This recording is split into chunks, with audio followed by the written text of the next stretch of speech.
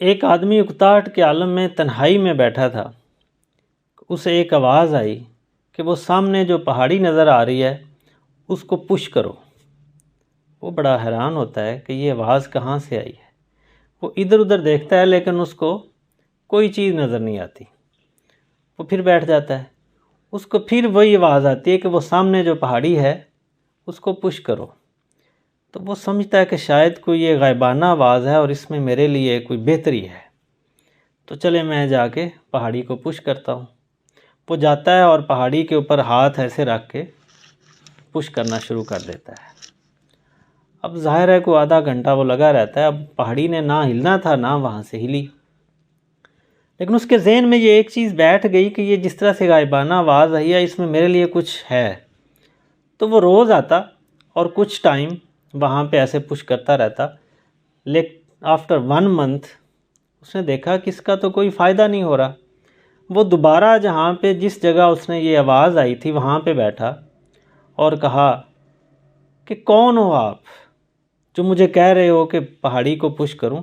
1 مہینہ ہو گیا میں روز آتا ہوں، اس کو پش کرتا ہوں، لیکن اس کا کوئی فائدہ نہیں ہے۔ تو اس کو وہ آواز دوبارہ آتی ہے کہ چل باتھ روم میں جا۔ وہ حیران ہوتا ہے کہ اس کا باتھ روم سے کیا تعلق ہے۔ وہ باتھ روم میں جاتا ہے، پھر آواز آتی ہے کہ اپنی شرٹ اتار دو۔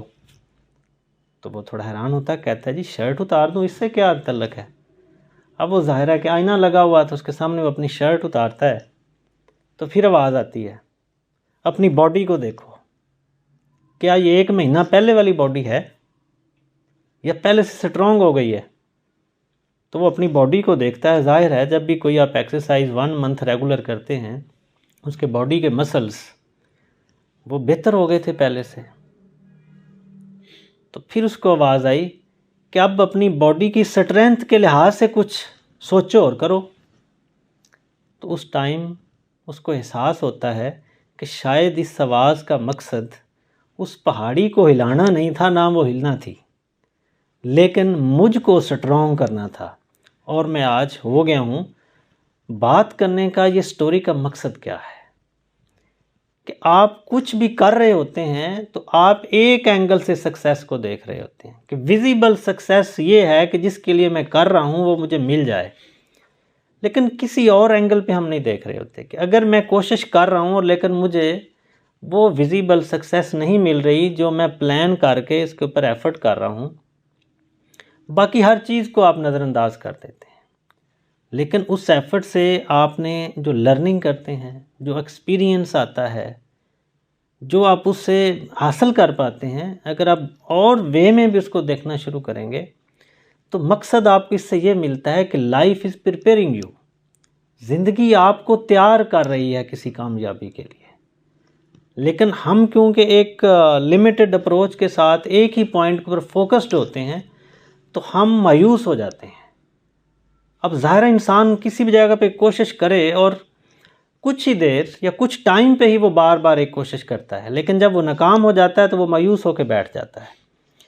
تو یہ اپروچ آپ کو سٹریس سے، اس مایوسی سے باہر لے کے آ جاتی ہے اور آپ کو ایک وائڈ اسپیکٹرم میں دیکھنے کا رستہ دکھاتی ہے کہ اس ایفرٹ سے میں نے کیا لرن کیا ہے اور وہ کس وے میں اس کو اچیو کر سکتا ہوں، زندگی مجھے کس کام کے لیے تیار کر رہی ہوتی ہے۔ تو اکثر آپ دیکھتے ہیں ایک آدمی یا ایک انسان ایک طرف ایکشن کرتا ہے، ایک طرف کوشش کرتا ہے، لیکن اس کی وہ ایفرٹ کسی دوسرے وے میں اس کے رزلٹ بن کے سامنے آ جاتی ہے۔ تو اس لیے ہمیں زندگی میں اپنی کوششوں سے مایوس نہیں ہونا چاہیے اور نہ ہی 1 پوائنٹ جو ہے اس کے اوپر ریجڈ ہو کر سوچنا چاہیے۔